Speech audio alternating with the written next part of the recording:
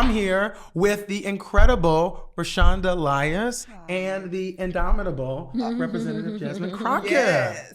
Oh, shenanigans. So you may have heard Donald Trump is not a big fan of history generally.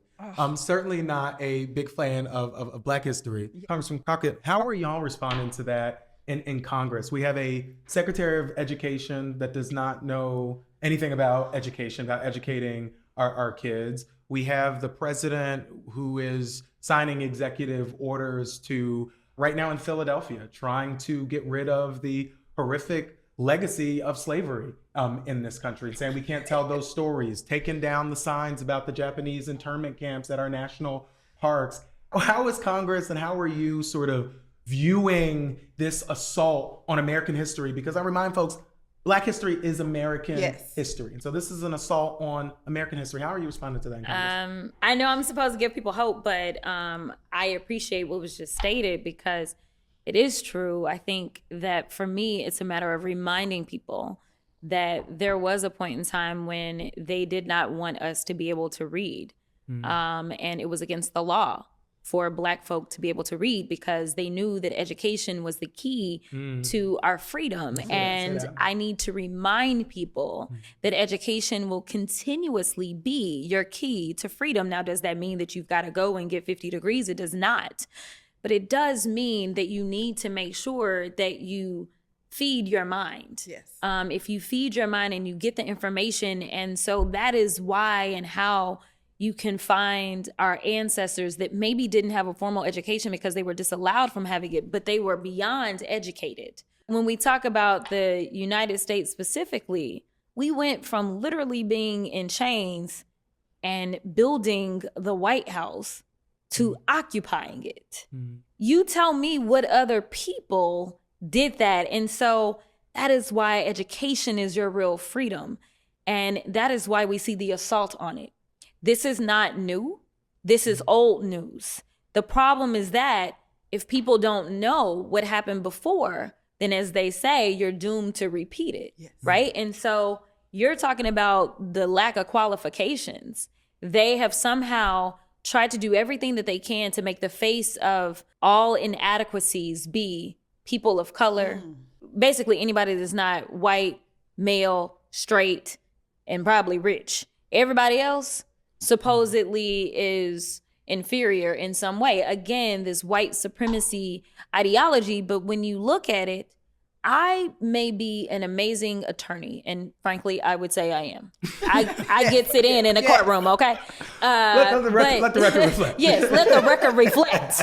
But you don't want to see me in an operating room. That's not where my training came from, right? Exactly. So the fact that you take a podcaster and you make him over the FBI, the fact that you take a wrestling woman and you make her over education. I mean, I do want people to recognize what's happening, or all these Fox News hosts and throwing them into, like you played a judge for a while on TV or something. And so now you the U.S. attorney prosecuting people. Like, I mean, it is absolutely insane. We laugh, but that's a real thing that's out here happening in the United States of America. These are very real things. When we see what is happening at the Department of Transportation, when we see all these near misses, when we see that we are constantly plagued with planes being down and not being able to take off. I mean, we've gotten to the point that, people are not connecting the dots in that they are intentionally trying to dumb down and reduce the amount of positive influence that these people have by making sure you don't have anybody that's qualified. So they are literally making it seem as if these are jobs that anybody can do. So I'm gonna just throw random people in, and they are putting us all in harm's way. And I need people to understand that your whiteness ain't gonna be able to save you from some of the hell that we are experiencing, whether it is the tariffs and the cost, whether it is the economy and the lack of jobs. Like, you have to decide when you are going to say, you know what, forget everything else. I just want actual qualifications.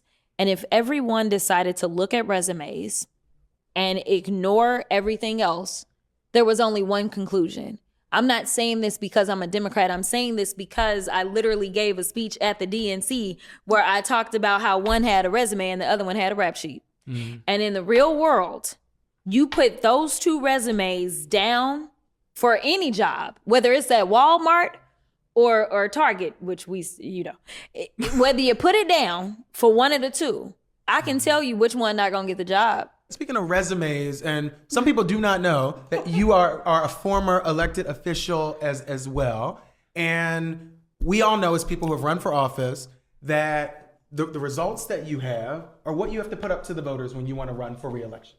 And under the current administration, prices are higher than they've ever been. Inflation is higher than it was before he got into office.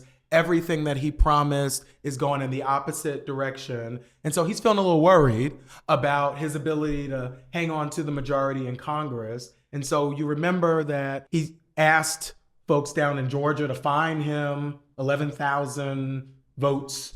And now he's asking state after state to fine him some congressional seats. And so I want to know what you are thinking about your state where the gerrymandering has already taken place, and now you have other states which want to follow suit. So I want you to respond to what's happening with the Texas gerrymander. But if there's anything else you want to add to that.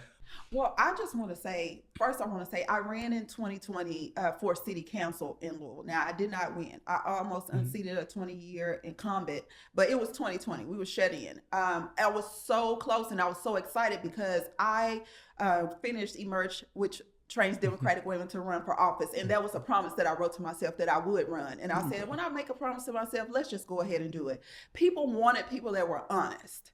A lot of people are suspicious that Jasmine is who Jasmine says she is because they're not used to people being who they say that they are. So that is one thing. But now that the transparency that we are getting is right in front of people, blatant saying, I want these seats, take these seats. And everybody is now looking like, can he do that? He's not. The point is they're not supposed to. They just don't care. But we are in this for real. I try to get to people before hope leaves their eyes. When you see people that grew up in the same area, their grandmother, their mom, and now them, the same pothole is there, the same food desert is there, the same lack of transportation to get a job on the other side of town is there, and you knock on their door in 2026 or 2028 and want them to vote. And you look at them, if you've never seen a person with hope has left their eyes, it's like talking to a wall. First of all, they don't have time. If they're working, they already struggling, they don't want to hear you. If they have not seen a change, they don't want to hear from you. That's why I was glad to get out there and see people. They're like, oh my God, you're a divorced mother of four. You were homeless when you came to the city. You built yourself up to a businesswoman.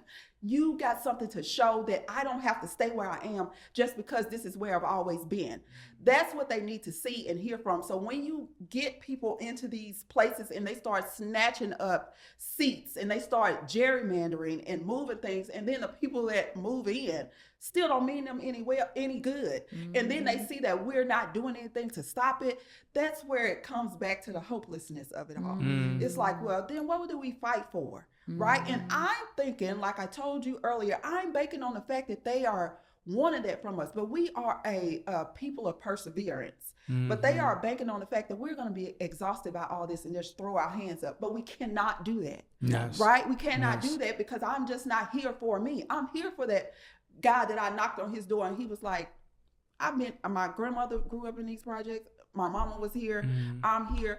I'm just trying to eat. When your stomach is growling, you do not want to hear from anybody that's making false promises to you. They want to see change, which is I'm so glad that we have our first Black hospital in West Louisville, that we have our first Black pharmacy in West Louisville. Things are changing. But at the time when you meet people and they don't see anything moving for us, they're not getting out to vote. Right?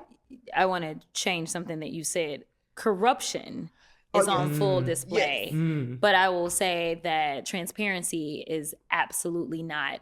Not when you get a bad number on the jobs and you decide, you know what, never mind, let me just fire the person that released the numbers. Not when you have a DOJ website that ends up deleting these FBI statistics around who it is that is committing this violent crime. Like, they are not being transparent whatsoever.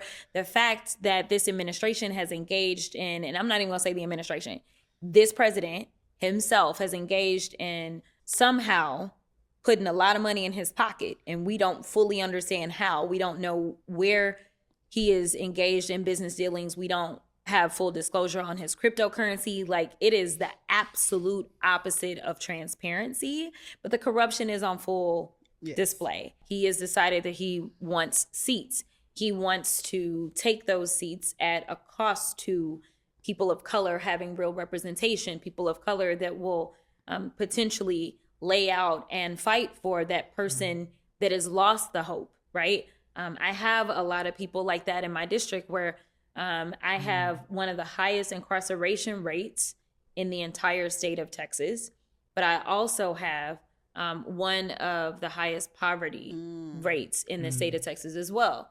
And so, yeah, there are people that it doesn't matter if the Democrats are in control or the Republicans are in control, nothing ever happens for them. Yeah. And those are the people that say, well, what's the difference? Both parties are the same. Well, what is the difference? What is the difference? So, why are you, Jasmine Crockett, a Democrat? Well, no, seriously, what is the difference? Why are you a Democrat? Now you asking me an existential question. No, yeah. What people need to understand is that there is no perfect party, right? And it's a matter of which one do you more align with. I align with this idea that we don't grow from the top down, but that we grow from the bottom up, and that everybody in this country is supposed to have an opportunity. And what does opportunity look like? Well, what did I say the key to freedom was? It is education. Yeah. Whatever that education looks like. Again, not someone that says you got to go and get a 4-year degree and be bogged down with it. Right? It can be a trade. It can be all the things, right? But like, it is education in my mind that can move you forward. And what makes us so different and so unique in this country is that it's supposed to be no matter where you came from, no matter what your background is, you can too become the richest person in the world. That is what we are supposed to be able to have. And there are certain people that have decided that there will not be an American dream, but nothing but American nightmares for certain groups of people. And so I don't side with that. I side with this idea of opportunity, whether that looks like you just have this vision of this business that you want to start. How do you access capital, right? Or whether it is recognizing the harm to, say, Black folk. Like, I am believing in real freedom and liberation for all people. And so, call me a little green or a little too optimistic, but I believe in the American dream. I do. That thing that makes other people, not like my people, but other people decide that they will risk their lives to come over here because there is an opportunity here for them and their family. I believe in that, like, wholeheartedly. I believe that it shouldn't be a matter of Nepo babies like the ones sitting in the White House are the only ones that have opportunities because somebody is giving you everything. You got everything given to you and you still can't pronounce names of things that you want to sit up here and tell everybody they can't use because it's going to hurt you or hurt your baby. I can't. They want to call me everything but a child of God, and they looking at this bumbling fool who can't pronounce acetaminophen. He can't. Like, he was on the struggle. He's on the struggle bus. And the fact that your staff, they know you stupid. So why your staff didn't say, now, sir, now this word, they know they needed to spell it out phonetically for him to help him out, or they should just told him stick to Tylenol. This is why we got to fund. This is why we got to fund the schools. So I want to talk about two more things before we let you out of here. I want to talk specifically about the budget. We know right now that there is a debate about funding the government. I've been a little bit confused because Republicans, last time I checked, are in control of the House of Representatives. You ain't They're confused. in control of the Senate, and then the president signs the bill. Okay, but I've heard people suggest that Democrats somehow have the ability to shut the government down. So can you please educate the people on what's happening? Please. No, you are not confused. Okay, all right. You are a lawmaker. You understand how this works. And, Republicans don't know how to count. But here's the thing. When you're in a legislative body, you control everything. So if the government shuts down, it's on y'all. Just like the last government shutdowns we had were under this same president. In fact, the longest that we've ever had in the history of this country. came at the feet of this president. I don't know why so many people had amnesia when they decided to go out and vote for this again. But we knew we were going to get more chaos and dysfunction. So, no, you in control. Do what you do, big boy. Let's see what happens. And so, I cast my no vote because ain't nobody come at me and ask me what the people in my district need. Right. They didn't ask me what would look good for those in South Dallas. Right. They didn't ask me about that. So, listen, I got people that I serve that are counting on me to do their work and to be their voice and not work for him. I don't work for him. He can't hire me. He can't fire me. The people that elected me in Texas 30 did. So unless you want to have a conversation with me about the priorities for the people in my district, baby, you're not getting this vote. That's so right. Listen, he can do whatever he wants to do, but this will be on the Republicans. I need people to tune in and learn how to count and learn who controls what. If you want things to function, maybe put the Democrats back in control. Now, I know people got beef with the Democrats not being as aggressive as we should have been, especially since we got him over here just running ramshot over everything. But at a very minimum, you can always count on there being level-headedness and responsibility when it comes to Democrats because they care about federal workers. They care about our constituents and making sure that those services are still available because when the government shuts down, then that impacts our constituents directly. It does. But based on what Trump has made his priority since day one, it has never been the people. It has always been his cronies who will put money into his pockets. You can go ahead and get a pardon if you just donate to my campaign. I mean, he is true, the corruption again. And one of the things I want to make sure it doesn't get lost, and then we go to our last question. If they are not extended, the healthcare tax credits, people's healthcare costs are going to go through the roof. And one of the things I've heard you talk about and Democrats talk about is that you're not willing to vote for a continuing resolution, that's a budget bill, that does not include those healthcare tax credits. Can you talk a little bit about that? Because that is key to all of this. But here's the deal. Okay, so I'm going to be real about this healthcare situation. We are about to face an onslaught as it relates to healthcare, no matter what, because of the big ugly bill. And a lot of people, when they talk about the big ugly bill, they only talk about Medicaid and Medicare a bit, but the reality is that they pull $1 trillion out of the healthcare ecosystem. So it doesn't matter if you are on Medicaid or Medicare. I mean, it does, obviously, but it still doesn't matter to the extent that everyone's cost is going up because now that hospital that used to be able to, your local hospital that used to get, say, $3-4 million a year from Medicaid or Medicare, they won't have that money coming in. And so now, in order to keep the doors open, it's those who have what they consider to be their good insurance, right, that are going to be paying more. That is not supposed to take effect until after the midterms. That was very intentional to not kick the 17 million people off their health care, before then, because he's trying to get this, midterm to be what he wants it to be. That's why you were just talking about the redistricting thing, and with the seats. And no matter what, I'll be able to return to the House. And I feel confident that I'll be able to win a seat to come back to the House. We need you back. So nevertheless, as it relates to the Affordable Care Act, this is their attempt at repealing the Affordable Care Act, which they have tried to do in so many different ways. And so, yes, there are people that need those tax credits so that if you are on the marketplace and otherwise, you can be in a better position to be able to afford your health care. So this is yet another way of going after even more people as it relates to the health care that they do have and making it to where it is unaffordable in a time in which the cost of everything is already going up. It is truly going to be a catastrophic situation that we are facing economically if the courts don't rein him in, because unfortunately, we know that the Republicans in the House and the Senate have no intention of reining him in. No, they won't even release Epstein files. So they're not going to rein him in. Here's the thing. In Kentucky, rural hospitals and nursing homes will be closing. Yeah. Right. As I told you, me and my brother moved in January of this year with me to help take care of my mom. She's in stage 5 dementia. A bare minimum memory care facility, a C+ memory care facility is $10,000 a month without Medicaid. So who's going to cover that if that's not going to, let's just go to the fact that you have to sell everything to get on Medicaid. So we have to spend all her money. She does not have a home, but we would have to sell her home, do all those things before you even get on Medicaid, and then go to a memory years care before. And then she's on a waiting list. We have to get an in-house sitter. I travel for work. My brother works, and we are taking care of a 67-year-old woman that started at 61. Can I just pause you there? Because I think that what you're bringing up is part of the conversation that we are not doing a very good job of highlighting. Yes.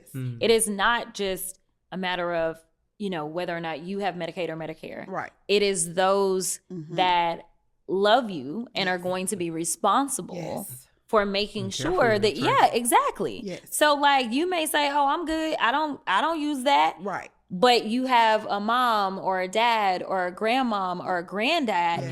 And when that is revoked, it then falls on who?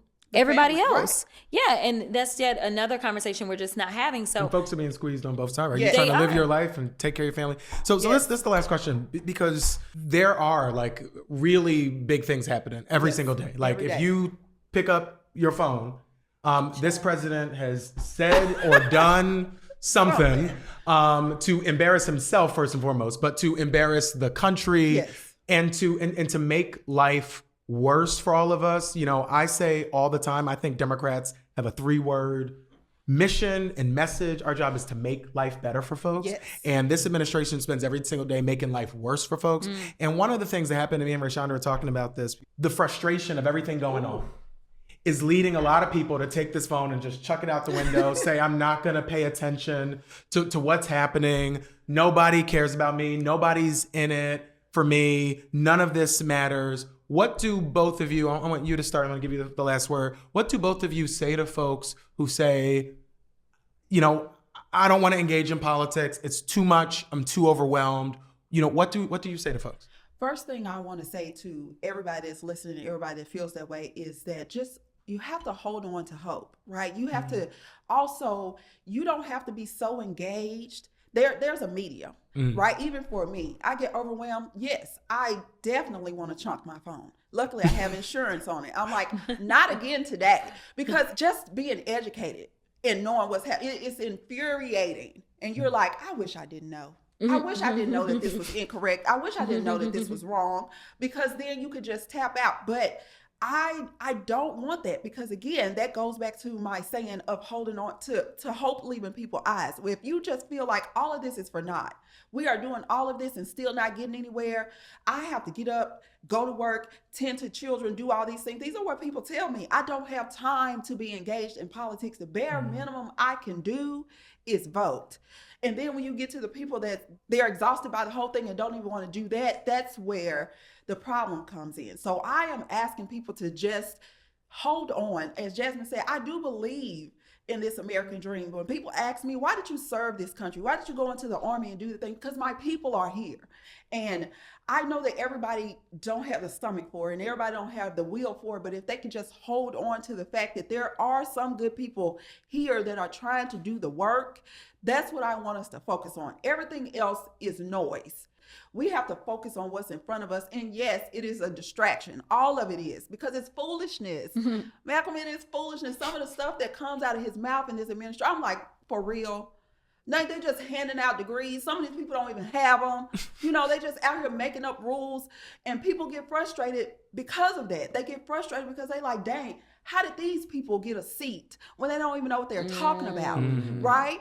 And that's a frustration too, because I'm out here every day. Let's just talk about the fact that wages haven't moved and everything's going up. As Representative Jasmine said, that is frustrating. You're talking to me about a vote and rent is $3,000. I got, and then we see all this chaos and people in high places that don't even have to worry about rent or mortgage. They don't have to worry about those things. They can wake up and go buy a Birkin and go on with their day. Those people make other people feel like, well, they don't care. They don't care about me. We have to go inward now. If you don't want to be online, get offline and still do something in your community, right? Because real things are happening. Most people are detached because it's like, it's online, it's not real. No, this is real life and real things are happening. So if it's overwhelming online, get offline and go do in your community. Let me give you the final word, because you're dealing with this every single day. How do you process, manage it? What do you say to people in this moment about why it's so important to stay engaged, to vote, to do the whole thing, and to support the Democratic Party. You know, we have our flaws, but obviously, you know, we working on it. No. Okay, so first thing I would say is protect your peace. You know, I don't have any notifications on any of the social media apps at all. I get 0 notifications. You know, the trolls are out there, or the bots are out there, or just the ignorant people, whoever. As they're out there, I know nothing. You know, well, if you don't know, Donald Trump does not like you. If you're not aware. I'll tell you, it's always somebody else telling me about him. Yeah. So I say, number one, protect your peace, okay? By turning off your notifications. Like, you don't need that. You need to set aside time to educate yourself. So you need to figure out who it is that is a trusted source where you can get your information. And even when you're busy and you're just like, I need like just a little quick something, like that's where you get an Amazing Rashonda. Like that's where you get this information. You find those people and you just specifically go there and get whatever information you need to kind of get caught up, because you don't want to get behind. That's number one. Number two, something else you said, talked about like hope and like you never know, and like there are people that are fighting. I will tell you that I was never anybody's first pick, so to speak, right? As it relates to kind of being plucked and saying, oh, no, you are gonna be the one. That's not how I entered politics. Right. It was the people, it was the people that decided to elevate me. Yes. And so again, I really do believe with every fiber of my being that it's the people from the ground up and not a top down thing. Yes. So while I had everybody against me, the people said not on our watch. And I was able to defeat someone, and I was outspent 5-1. And so I was able to come in, but the thing is, I didn't even know that I would be here today and I would be who I am today, right? Like, am I still the same person? Yes. The only difference is there's so many more cameras on me. You go back and you talk to friends from elementary. Yes, I still have friends from elementary school. Yeah. And they will tell you she's always been who she is. Same. Like I am the same, right? I love but that. It's almost a matter of I've now been discovered by other people, right? Like the cameras allowed more people to be exposed to who I am. So the reality is that there are so many people, in my opinion, that are bigger and badder and better than me that just literally have not been exposed yet. So don't give up hope, because it's not a matter of the fact that I am the aberration or I am the exception.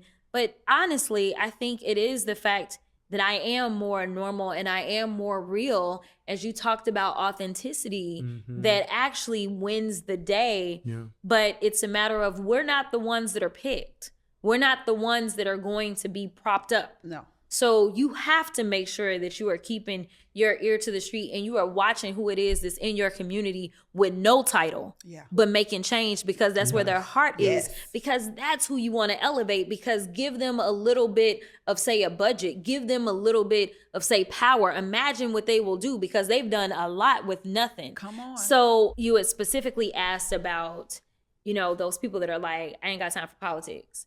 And State Representative Tony Rose always says that you may not do politics, but politics will do you. Oh my God. And it is the one thing that I really want to impress upon people, as you talked about rent prices, right? As you talked about wages not going up. Everything that you talked about is a political decision. That's right. Right? And so whether or not, you know, wages are going up, well, we have the ability to raise the federal minimum wage. Yeah. It's not happened, but we do have that ability, whether people know it or not, right? But that is something to highlight. Whether you're talking about rent, a lot of times, depending on where you are, whether or not you have rent controls, there is an elected official that has the ability to decide whether or not there's a thing such as rent controls in your cities. It is incumbent upon us, those of us that are doing the educating, those of us that are seeking the votes, it's incumbent upon us to connect the dots, because people don't see that as political decisions. Right. But every part of your life, whether or not you have access to a Head Start, that's a political decision. Yes. Whether or not you're able to get any money so that your child can go to college, that is a political decision. Your struggle does not have to exist if you just carve out the time, just like you carve out the time to make sure you head to work, you carve out the time and you make this a priority, because this is about working smarter, not harder. Mm-hmm.